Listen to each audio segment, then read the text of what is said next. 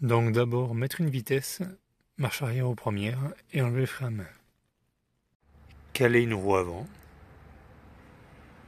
Démonter la roue concernée par le changement de frein.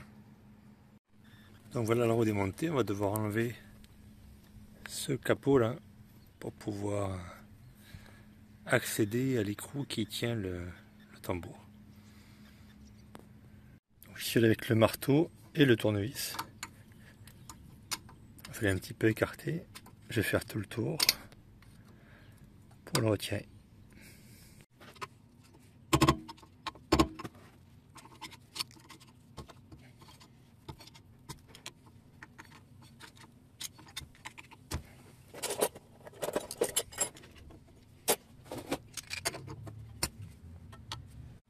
Donc maintenant il faut défaire l'écrou du tambour.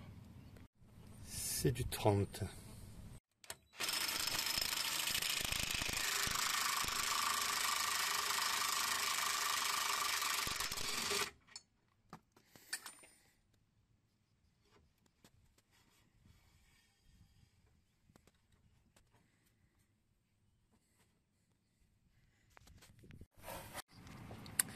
Élément en cause, je vais devoir dévisser ici d'abord pour pouvoir le sortir. Donc c'est du 11.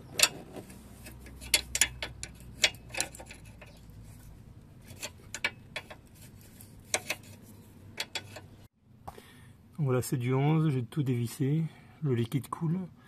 Je mets un petit gobelet pour que ça se récupère, je vais mettre un petit bouchon.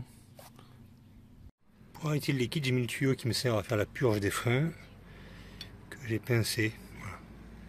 Du coup, on voit que ça continue à passer un petit peu, tout doucement. Donc, je mets le tuyau dans un petit pot. Voilà, maintenant il nous faut démonter cette partie-là, qui est accrochée derrière. Donc là pour le coup c'est du 10.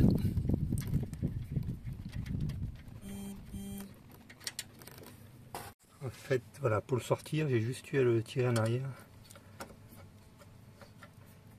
Voilà. Il est sorti. Donc le problème c'est certainement qu'il fuyait. Voilà.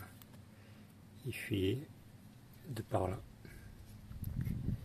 Il a huilé tout mon tambour arrière, ce qui fait que l'efficacité du freinage était moins bon. Donc je vais le remplacer par un nouveau, mais d'abord je vais tout bien nettoyer avec du nettoyant pour frein en bombe et du tissu. Trop parti ça. Voilà. C'est aussi le tambour à l'intérieur. On met, on frotte, on met, on frotte.